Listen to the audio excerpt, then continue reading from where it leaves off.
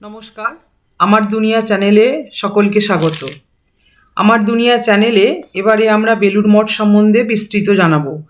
বেলুড় মঠ কীভাবে যাবেন, কোথায় থাকবেন, মঠ খোলার সময়সূচি, কি দেখবেন, আপনাদের এই বিষয়ে সব জানাবো। এর আগে বেলুড় মঠ সম্বন্ধে কিছু বলে নিই। 1897 সালে স্বামী বিবেকানন্দের প্রতিষ্ঠা করেছিলেন। বর্তমান মূল মন্দিরের ভিত্তি স্থাপন হয়েছিল 13ই মার্চ 1929 সালে। এর মূল নকশা করেছিলেন স্বামী বিজয়ানন্দ, যিনি ছিলেন একজন সিভিল ইঞ্জিনিয়ার। উনি স্বামী বিবেকানন্দের চিন্তাভাবনাকে রূপ দিয়েছিলেন। বেলুড় মঠ গঙ্গার পশ্চিম তীরে হাওড়া জেলায় ঠিক কলকাতার বিপরীতে অবস্থিত। বেলুড় মঠের পূর্বে আছে গঙ্গা নদী আর পশ্চিমে আছে জিটি রোড। কলকাতা থেকে বেলুড় মঠ কীভাবে আসবেন? কবি সুভাষ টু দক্ষিণেশ্বর মেট্রোতে যে কোনো স্টেশন থেকে দক্ষিণেশ্বর আসবেন। দক্ষিণেশ্বর দেখে ফেরি করে ওখান থেকে বেলুড় মঠ আসবেন। এছাড়া ধর্মতলা মেট্রো সিনেমা থেকে ধর্মতলা বেলুড় মঠ মিনিবাসে করে বেলুড় মঠে সরাসরি আসবেন।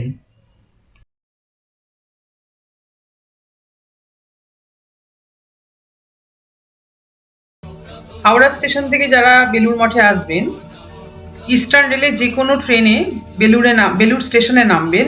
ওখান থেকে টোটো করে বেলুড় মঠে আসবেন। হাওড়া থেকে বেলুড় স্টেশনের দূরত্ব 5 কিলোমিটার, সময় লাগে 10 মিনিট। হাওড়া থেকে বেলুড় মঠ সরাসরি ট্রেন আছে। স্ক্রিনে ট্রেনের টাইম টেবিল শেয়ার করলাম।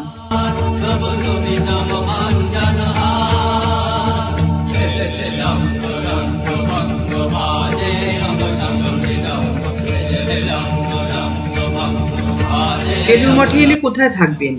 যারা পশ্চিমবঙ্গের দূরবর্তী জেলা অথবা অন্য রাজ্য থেকে আসবেন, তারা যদি বেলুড় মঠে রাত্রিবাস করতে চান তাহলে তার ব্যবস্থা আছে। বিবেকানন্দ অতিথিশালা, এটি জিটি রোডের দিক থেকে এসে মূল গেটের আগে বাঁ দিকে একটা রাস্তা চলে গেছে। রাস্তার ওপর পড়বে বিবেকানন্দ অতিথি নিবাস। এখানে কোনো টাকা লাগে না, তবে একটা ডোনেশন দিতে হয়। বুকিং করার জন্য ইমেল এবং ফোন নাম্বার স্ক্রিনে শেয়ার করলাম। বেলুড় মঠের মেন গেট, জিটি রোডের দিকে বেলুড় মঠের মেন গেট। একটু লক্ষ্য করলে দেখবেন এই গেটে প্রতিটি ধর্মের প্রতীক চিহ্ন আছে। সব ধর্মের মূল কথা যে এক, এটাই বিবেকানন্দ বোঝাতে চেয়েছেন এই প্রতীক চিহ্ন।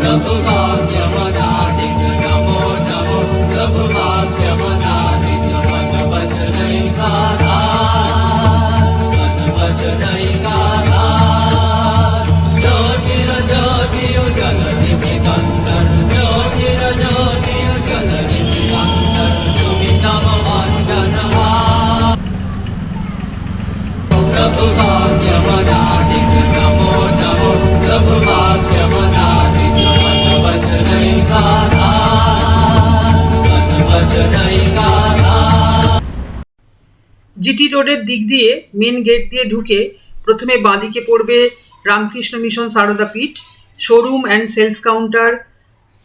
এখানে রামকৃষ্ণ বিবেকানন্দের ওপর বিভিন্ন বই, বেদান্ত সাহিত্য, ফটো, ধূপ ইত্যাদি পাওয়া যায়।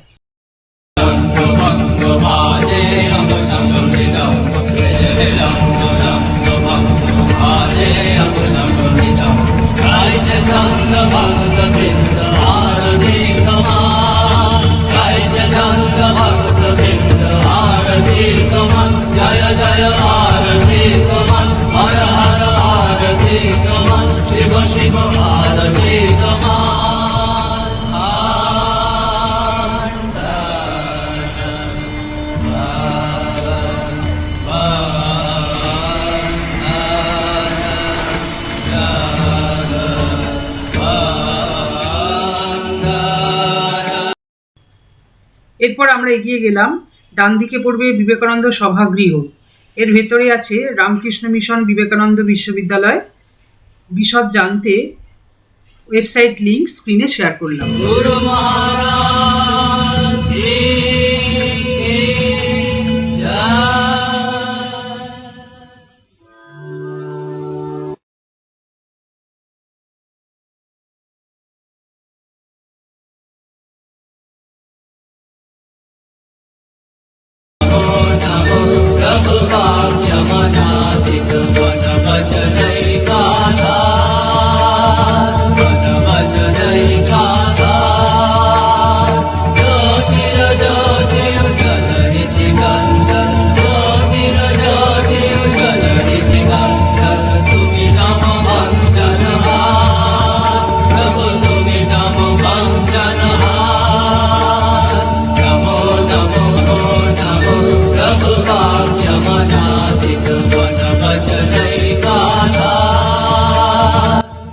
বেলুড় মঠ খোলার সময়সূচি স্ক্রিনে শেয়ার করলাম।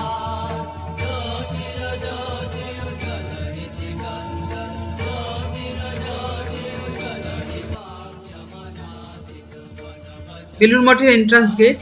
মঠের এই প্রবেশদ্বারটি নতুন হয়েছে, 1 বছরও হয়নি। এই গেট দিয়েই মূল মঠে প্রবেশ করতে হবে।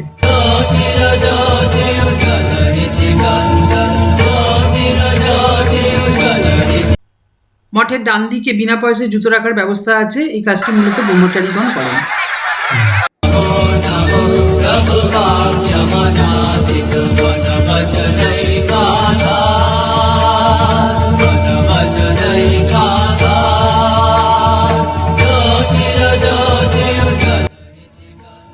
রামকৃষ্ণ মন্দির। এই মন্দিরটি মঠের মূল আকর্ষণ, এক অপার শান্তির জায়গা।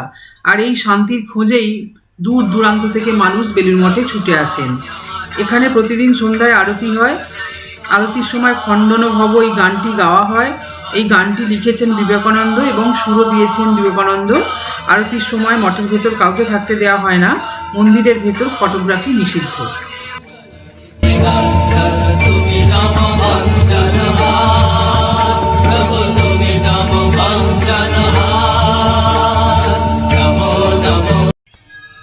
মা শারদার মৃত্যুর পর এই স্থানে দাহ করা হয়। 1920 সালের 21শে জুলাই এই মন্দিরটি প্রতিষ্ঠিত হয়েছিল।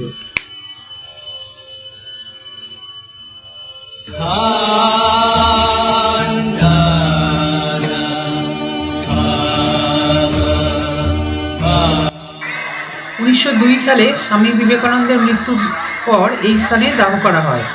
1924 সালের 28শে জানুয়ারি এই মন্দিরটি ভক্তদের জন্য খুলে দেওয়া হয়।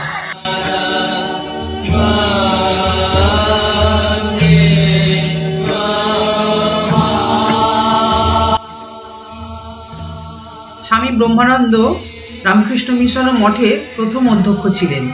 স্বামী ব্রহ্মানন্দের মৃত্যুর পর এই স্থানে দাহ করা হয়। 1924 সালে 7ই ফেব্রুয়ারি এই মন্দিরটি প্রতিষ্ঠা করা হয়েছিল।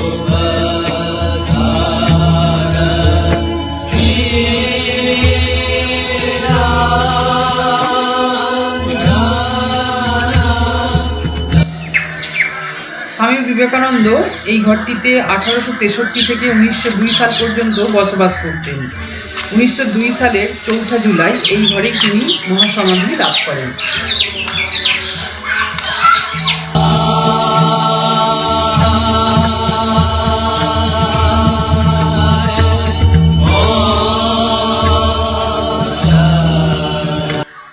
স্বামী বিবেকানন্দ এই আম গাছের তলায় একটি ক্যাম্প খাটে বসতেন এবং দর্শনার্থী ও ভক্তদের সঙ্গে দেখা করতেন।